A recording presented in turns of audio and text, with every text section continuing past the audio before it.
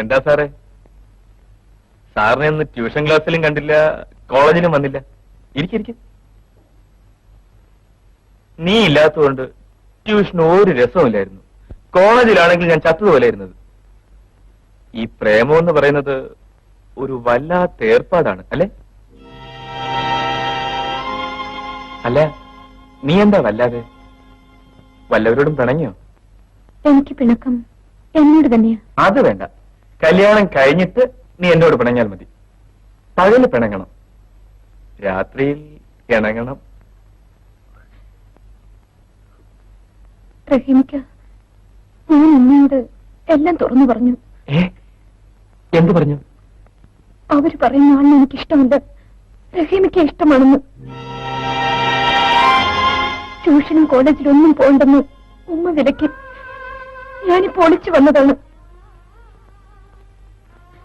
ദുബായിൽ നിന്ന് അയാൾ വരുന്നതിന് മുമ്പേ നമുക്ക് എന്തെങ്കിലും ചെയ്യണം. സരള ചേച്ചി ചെയ്തതുപോലെ ഞാനും എന്റെ വീട്ടിൽ നിന്ന് ഇറങ്ങി വരാം. റഹീമിക്കയ്ക്ക് എന്നെ കൊണ്ടുപോയി രജിസ്റ്റർ ചെയ്യാൻ ചെയ്യാമോ? അത് വേണ്ട സഫ്യ, നമ്മുടെ കാര്യത്തിൽ അത്ര വലിയ പ്രയാസങ്ങളൊന്നും ഉണ്ടാവില്ല. നിന്റെ ബാപ്പ പിടിവാശിക്കാരനാണെങ്കിലും നല്ലവനാണ്. ഇപ്പൊ ഒന്നും പറയണ്ട, കുറെ കൂടി കഴിയട്ടെ, എന്നിട്ട് നമുക്ക് അദ്ദേഹത്തെ എല്ലാ കാര്യങ്ങളും പറഞ്ഞ് മനസ്സിലാക്കാം. എന്റെ ബാപ്പ സമ്മതിക്കോ റഹീമിക്ക? തീർച്ചയായും. ആന്റണിയുടെയും സരളയുടെയും വിവാഹം അദ്ദേഹം നടത്തിക്കൊടുത്തില്ലേ? നീ ധൈര്യമായിരിക്കും. നീ എന്താ സഫിയ പറയുന്നത്? ഞാനിത് എങ്ങനെ ബാപ്പയോട് പറയും? ചേച്ചി ആ ഭാർഗവനെ കൊണ്ട് കെട്ടിച്ചിരുന്നെങ്കിൽ ചേച്ചി ഇത്രയും സന്തോഷമായി ജീവിക്കുമായിരുന്നു. ഇല്ല, അതുപോലെയാ എന്റെയും കാര്യം. മജീദ് ഞാനുമായിട്ടുള്ള ബന്ധം ഒരു കച്ചവടമാണ്. ഞാൻ പണത്തേക്കാൾ മനുഷ്യനെ സ്നേഹിക്കുന്നവളാണ്. ചേച്ചി എന്നെ സഹായിക്കില്ലേ? ചേച്ചി ബാപ്പയോട് സംസാരിച്ചേ പറ്റൂ. കേട്ടില്ലെങ്കിൽ അവർ നിശ്ചയിക്കുന്ന നിക്കാവിന് ഞാൻ ഈ ലോകത്തുണ്ടാവില്ല.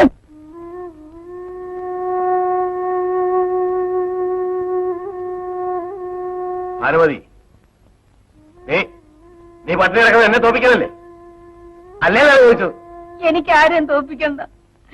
എന്റെ മോളെ എനിക്കൊന്ന് കാണാൻ അനുവദിച്ചാൽ മതി. അത് ഈ ജന്മത്തിൽ നീ നോക്കണ്ട. നിങ്ങൾക്ക് അവളെ കാണാൻ ഇഷ്ടമില്ലെങ്കിൽ വേണ്ട, ഞാൻ ആരെങ്കിലും കൂട്ടിക്കൊണ്ടുപോയി കണ്ടോളാം. ഭാനുമതി, അമ്മ ഈ വീട്ടിൽ സുഖം തരില്ല അല്ലേ? എന്റെ സ്വൈരവും സുഖമല്ല സരള പോയതോടെ തീർന്നടാ. അമ്മയുടെ സ്നേഹം അവൾക്കുണ്ടായിരുന്നെങ്കിൽ അവൾ ആ തെണ്ടിയെ പുറകെ ഓടിപ്പോകുമായിരുന്നു. അവള് പോയതല്ലടാ ദ്രോഹി, നിങ്ങൾ അവളെ ഓടിച്ചടാ. ഭാനുമതി, ശബ്ദിച്ചു പോയത് നീ.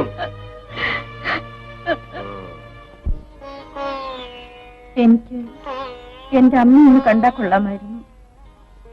വീട്ടിൽ കയറി ചെന്നാൽ അച്ഛനും ചേട്ടനും കൂടെ കൊല്ലുമായിരിക്കും. കൊല്ലട്ടെ, എന്നാൽ എന്റെ അമ്മയൊന്ന് കണ്ടാ മതിയായിരുന്നു. അവർക്ക് നിന്നെ കാണുന്നില്ലല്ലോ, പിന്നെ നീയായിട്ട് എന്തിനാ വെറുതെ വലിഞ്ഞേറി ചെല്ലുന്നത്?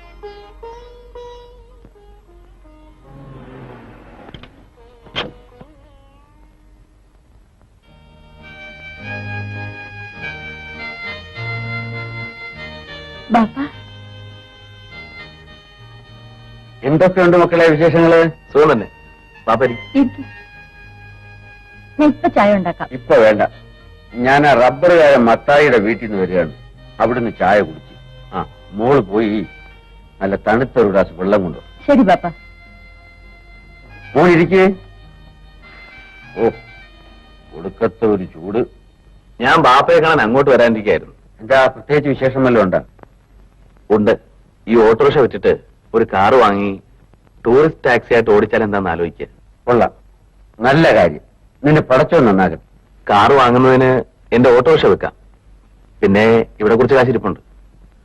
ഒരു 10,000 രൂപ വേണം. ബാങ്കിൽ ചെന്നപ്പോ ബാപ്പ ജാമ്യം നിൽക്കുകയാണെങ്കിൽ അവർ തരാമെന്ന് പറഞ്ഞു. കടം വാങ്ങിക്കുന്ന നല്ല സ്വഭാവമല്ല മതി. സമയത്ത് കൊടുക്കാൻ പറ്റില്ലെങ്കിൽ മുതലും പലിശയും കൂടെ വലിയ ബാധ്യതയാവും. കാറ് മേടിച്ചാൽ ഇവിടെ ഓട്ടം കിട്ടുമോ? കിട്ടും ബാപ്പ. എന്നാ മേടിക്ക്. അത് ബാപ്പ, കാശില്ലാതെ. ആന്റണി, കാശ് മനുഷ്യനുണ്ടാക്കുന്നതല്ലേ. നിനക്ക് 10,000 രൂപ മതിയല്ലോ, അത് ഞാൻ തരാം. ബാപ്പ,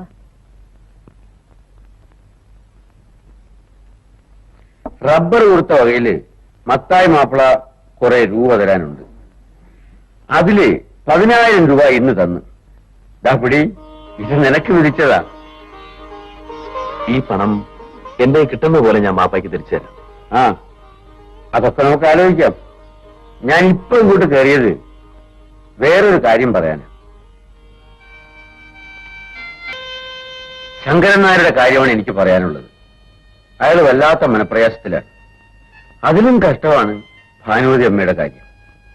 ഇവളെ താഴെ വയ്ക്കാതെ വളർത്തിയതാണ്. ഏതായാലും അച്ഛനും അമ്മയാണല്ലോ. അവർക്ക് പകരം വയ്ക്കാൻ പറ്റില്ലല്ലോ. അതുകൊണ്ട് ഈ കാറ് വാങ്ങിച്ചാൽ ഉടനെ നിങ്ങൾ രണ്ടുപേരും കൂടെ പോയി അവരെ കാണണം. അച്ഛന്റെ അമ്മയുടെയും പാദത്തിന്റെ ചോട്ടിലാണ് മക്കളുടെ സ്വർഗം.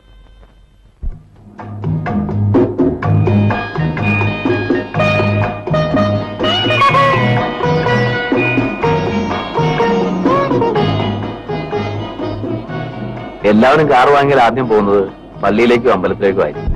നമ്മൾ പോകുന്നത് എന്റെ വീട്ടിലേക്കാണ്. ചേട്ടന് പ്രയാസമുണ്ടോ? ഇല്ല സല്ലേ, നിന്റെ ആഗ്രഹങ്ങളാണ് എന്റേത്.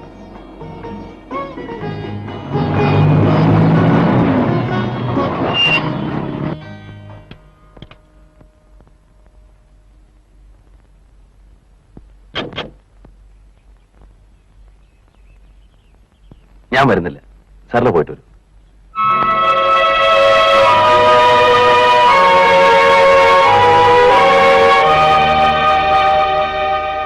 അമ്മേ, അമ്മേ,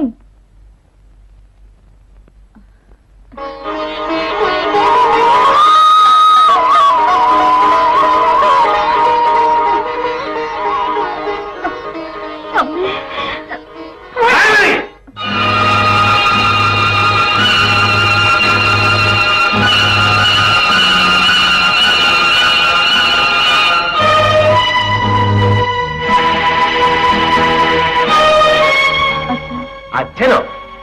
എനിക്കിങ്ങനൊരു മകനില്ല. അവളൊരു തെറ്റ് ചെയ്തെങ്കിൽ നിങ്ങൾക്കതങ്ങ് ക്ഷമിച്ചുകൂടെ? ഞങ്ങളുടെ മുഖത്ത് കരുതേറ്റിട്ട് കണ്ടവരോട് ഇറങ്ങിപ്പോണല്ലേ നീ? നിനക്ക് എങ്ങനെ ഈ കുടുംബത്തിൽ കാണാത്ത മനസ്സ് വന്നു? ഇറങ്ങി പുറത്ത്. അച്ഛാ, അച്ഛനോട് ക്ഷമിക്കണം. ക്ഷമിക്കാതെ തലരീ ചെയ്തത്.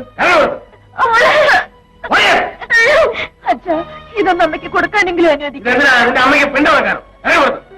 ഇറങ്ങിയല്ലേ പറഞ്ഞു.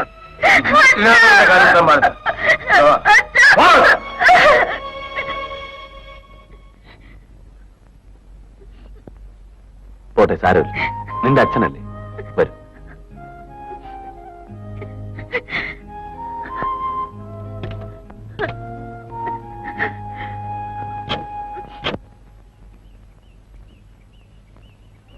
അസ്സലാമു അലൈക്കും നിങ്ങളെ. അലൈക്കും അസ്സലാം. എന്തൊക്കെയുണ്ട് കാസിമിലെ വിശേഷം? നിങ്ങളുടെ മോൻ നാളെ ദുബായിൽ നിന്ന് വരുന്നെന്ന് കേട്ടല്ലോ.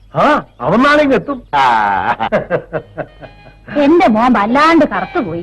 അത് അവിടുത്തെ ചൂട് കൊണ്ടാണെന്ന്. ഞാനവിടെ AC റൂമിലാണ്. എന്റെ മോൻ ഇനി ദുബായിലേക്കൊന്നും പോണ്ട. സഫ്യാനും കെട്ടി ഇവിടെ തന്നെ എന്തെങ്കിലും ജോലിയൊക്കെ അങ്ങോട്ട് കഴിഞ്ഞാൽ മതി. അമ്മായിയുടെയും അപ്പച്ചി ബാപ്പയുടെയും കത്തുകളിൽ കല്യാണക്കാര്യം മാത്രമേ ഉള്ളൂ. ഇങ്ങനൊരു ബന്ധമുണ്ടായത് എന്റെ ഭാഗ്യാണെന്ന് കരുതിക്കോ. അലിയനെ, കഴിഞ്ഞ ആഴ്ചയിലാണ് 8 ലക്ഷത്തിന് റോട്ട് കമ്പനി എഴുതി പിടിച്ചത്. നീ പോയതിനു ശേഷം വയനാട്ടിലെ മൂപ്പര് പിന്നെയും കുറെ കാപ്പിത്തോട്ടം എഴുതി മേടിച്ച് ഇക്കണ്ട സ്വത്തുക്കളെല്ലാം നോക്കി നടത്താൻ ആളില്ല എന്നും പറഞ്ഞ് മൂപ്പര് ഓടിപ്പാഞ്ഞ് നടക്കുക. അപ്പൊ എങ്ങനെ വേറൊരു ആലോചനയും വരരുതേന്നും പറഞ്ഞ് ഞാനും നിന്റെ ഉമ്മയും നെയ്വിളക്ക് നേർച്ചയായിട്ട് കഴിയാണ്. അതെന്തിന്? അപ്പച്ചി ബാപ്പ എനിക്ക് വാക്ക് തന്നല്ലേ. ഓ എടാ, എത്ര വലിയവന്റെ വാക്കും കായ് കാണുമ്പോഴേ അങ്ങ് മറഞ്ഞു പോവും. ആ പെണ്ണിന് നമ്മളെക്കാളും വലിയൊരു ആലോചന വന്നാലോ? സഭയൊക്കെ ആ ചെറുക്കൻ ഇഷ്ടപ്പെട്ടാലോ? ബാക്കിന്റെ പാട്ടിന് പോവും. പിന്നെ നമ്മൾ വാക്കിന് നിർത്താൻ നിൽക്കട്ടെ. അതുകൊണ്ട് നീ എത്രയും വേഗം സഫിയാൻ നിക്കാഹ് കഴിച്ച് ആ സ്വത്തുക്കൾ കൈക്കലാക്കാൻ നോക്ക്. അതെല്ലാം വേണ്ട പോലെ ചെയ്യാൻ ബാപ്പ. നമ്മുടെ ശങ്കരനായുടെ മോൻ സോമനെ ബാപ്പ കാണാറില്ലേ? ഞാൻ അവന് 2-3 കത്തയച്ചു. ഒന്നിനും മറുപടിയില്ല. അവന്റെ പെങ്ങള് ആ ചരള ഒരു നസ്രാണി ചെറുക്കനെ കൂടെ പോയത് ഞാൻ നിനക്ക് എഴുതിയിരുന്നില്ലേ?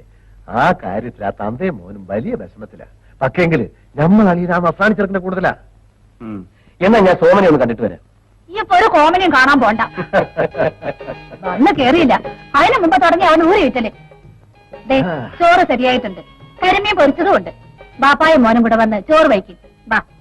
നിങ്ങളും പറയുന്നേ നീ വന്ന കാറുകാരൻ പോണമെന്ന് പറഞ്ഞ് ധൃതി വെക്കുന്നു. കാശ് കൊടുത്ത് പറഞ്ഞു വിടട്ട. നിനക്ക് എന്റെ കാറിൽ പോവാം. വേണ്ട മാമ, ഞാൻ ആ വണ്ടി തന്നെ പൊയ്ക്കൊള്ളാം. ഒരു കാറ് വിൽക്കാറുണ്ടെന്നും പറഞ്ഞ് ഒരാൾ വന്നിരുന്നു. പോയി നോക്കിയിട്ട് കൊള്ളാവുന്നുണ്ടെങ്കിൽ അതെടുക്കും. സഫിയ, അമ്മായി, ഞാൻ പോട്ടെ.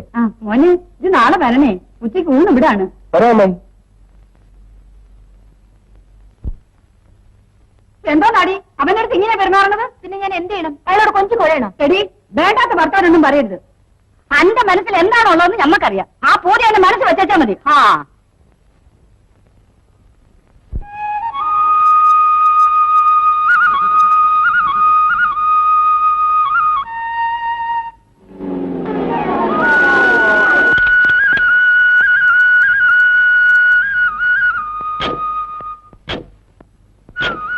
ചുള്ളുവിലക്കാണല്ലോടാ നിനക്ക് ഈ സ്ഥലം കിട്ടിയത്. നിന്റെ സാന്താസനെ സമ്മതിക്കണം കേട്ടോ. ആ, ഇങ്ങനെ വല്ലതും വാങ്ങിയിട്ടാലേ രക്ഷ. ജനിക്കുകയാണെങ്കിൽ മജീദിന്റെ നക്ഷത്രത്തിൽ ജനിക്കണോ അളിയാ? അനുഭവിച്ചോടാ മോനെ എന്ന് പറഞ്ഞ് ദൈവം കൊണ്ട് കൊടുത്തിരിക്കുകയല്ലേ. ശരിയാ. അല്ല, ഈ വീടിന്റെ പണി ഏതാണ്ട് തീരാറായല്ലോടാ അളിയാ? 2 മാസത്തിനാ കയറി താമസിക്കാം. ആ, അതിരിക്കട്ടെ. നമ്മൾ ആദ്യമായി ഇവിടെ വരികയല്ലേ, നമുക്ക് ശരിക്കും ആഘോഷിച്ചോളെ. അത് ന്യായം. പത്തായി,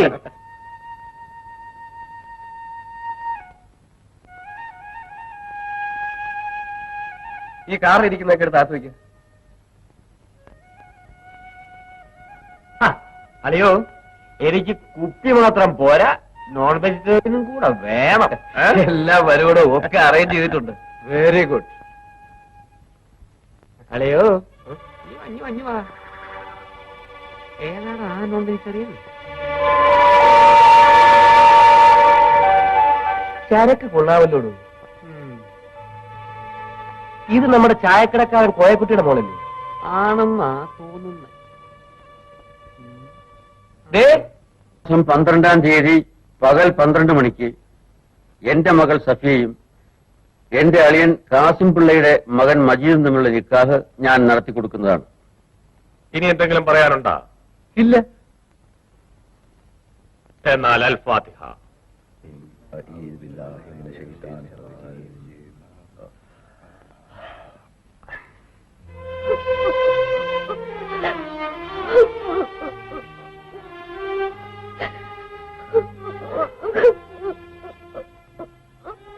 എന്താണ് കിടന്ന് മോങ്ങുന്നത്? കൊള്ളാവുന്നിടത്ത് കെട്ടിച്ചയക്കുന്നത് എനിക്ക് ഇഷ്ടമല്ലല്ലേ? ചീത്ത വിസാരമൊക്കെ മനസ്സിൽ നിന്ന് കളഞ്ഞ് എനിക്ക് മോൻ കഴിഞ്ഞ് സന്തോഷമായിട്ട് ഇരിക്കാൻ നോക്ക്. ആ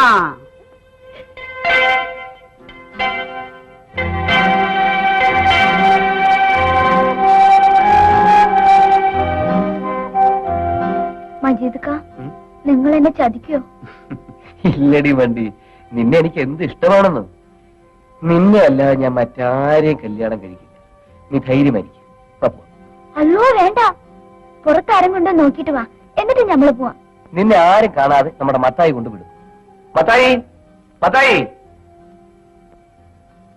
ആ, ഇവിടെ വീട്ടിൽ കൊണ്ട് വിട്ടിട്ട് വാ.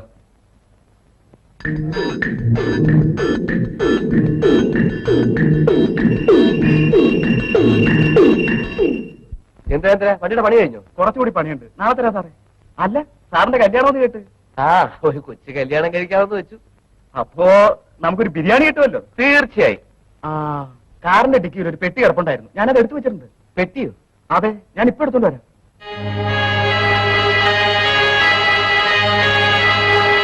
ഇതാ സാർ. സഫിയ, സഫിയ, സഫിയ. എന്നെ വിളിച്ചോ? ആ, ഈ ബ്രീഫ് കേസ് ഞാൻ നിനക്ക് തന്നതല്ലേ? അതെ. ഇതെങ്ങനെ എന്റെ കാറിൽ വന്നു? എന്റെ വിവാഹ നിശ്ചയത്തിന് നിങ്ങളുടെ ബാപ്പ കാറും കൊണ്ട് ഇവിടെ വന്നപ്പോ ഞാൻ അതിൽ വെച്ചു. അതെന്താ? ഞാൻ തരുന്ന സമ്മാനം നിനക്ക് ഇഷ്ടമല്ലേ? എനിക്ക് നിങ്ങളെയും ഇഷ്ടമല്ല. പിന്നെ നിന്റെ ബാപ്പ നിനക്ക് വാക്ക് തന്നത്? ബാപ്പയല്ലേ വാക്ക് തന്നത്, ഞാനല്ലല്ലോ. സഫിയ, നിനക്കെന്നെ ഇഷ്ടമല്ലെന്ന് മനസ്സിലായി. അതിന്റെ കാരണം എന്താണെന്ന് എനിക്കറിയണം. എനിക്ക് നിങ്ങളെ ഇഷ്ടമല്ല. തൽക്കാലം ഇത്രയും മനസ്സിലാക്കിയാൽ മതി. നമ്മൾ തമ്മിലുള്ള കല്യാണ നിശ്ചയം വരെ കഴിഞ്ഞതാണ്. എന്റെ ആത്മാഭിമാനത്തിന് മേലാണ് നീ കൈവയ്ക്കുന്നത്. എന്റെ ജീവിതത്തിന്റെ മേലാണ് നിങ്ങൾ കൈവയ്ക്കാൻ ശ്രമിക്കുന്നത്. എന്നെ നിനക്ക് ഇഷ്ടമല്ലെങ്കിൽ അത് നേരത്തെ പറയാമായിരുന്നില്ലേ? നിങ്ങൾ എന്നോട് ചോദിച്ചില്ലല്ലോ. പോരെങ്കിൽ നിങ്ങൾ ഗൾഫിലുമായിരുന്നു. എനിക്ക് മനസ്സിലായി, നിനക്ക് മറ്റാരോടും അടുപ്പമുണ്ട്. ഉണ്ടായിരിക്കാം, അതെന്റെ സ്വന്തം കാര്യമല്ലേ. സഫിയ, ഈ സംഭവം ഇവിടെ വെച്ച് ഇങ്ങനെ അവസാനിക്കുന്നതിൽ അല്ലാഹുവിനോട് നന്ദി പറയാൻ. ഇത് കല്യാണ പന്തലിൽ വെച്ചായിരുന്നെങ്കിൽ നിങ്ങൾക്ക് ഇതിനേക്കാൾ വലിയ മാനക്കേടാവുമായിരുന്നില്ലേ?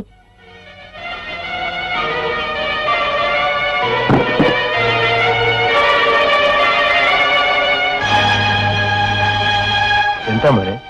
ഈ പെട്ടിയിൽ ഞാൻ കുറെ സാധനങ്ങൾ സഫിയയ്ക്ക് കൊടുത്തതാണ്. അവൾ തിരിച്ചെന്റെ കാറിൽ വെച്ചു. ആ, പാവം പെണ്ണ് വിവരമില്ലാതെ വല്ലതും ചെയ്തു കാണും. ഓട്ടടാ, അവളെ നമുക്ക് വിവരം പഠിപ്പിച്ചെടുക്കാം. അവൾ ഇങ്ങോട്ട് തന്നെയല്ലേ വരണത്? അല്ല ബാപ്പ, ഞാൻ അവളെ വിവാഹം കഴിക്കുന്ന ഇഷ്ടമല്ലെന്ന് അവൾ എന്റെ മുഖത്ത് നോക്കി പറഞ്ഞു. പെൺകുട്ടികളല്ലേ, ഈ പ്രായത്തില് അവരുടെ മനസ്സിൽ അങ്ങനെ ഇങ്ങനെയൊക്കെ കാണും. നിക്കാഹ് കഴിയുമ്പോ അതൊക്കെ മാറും പോലെ. ഇല്ല ബാപ്പ, അവൾ അത്രയും ധിക്കാരമായിട്ടാണ് എന്നോട് സംസാരിച്ചത്. ബാപ്പ എത്ര ശ്രമിച്ചാലും അവൾ ഈ നിക്കാഹിന് സമ്മതിക്കില്ല. ബാപ്പ ഈ കാര്യത്തിന് വേണ്ടി അങ്ങോട്ട് പോവുകയും വേണ്ട.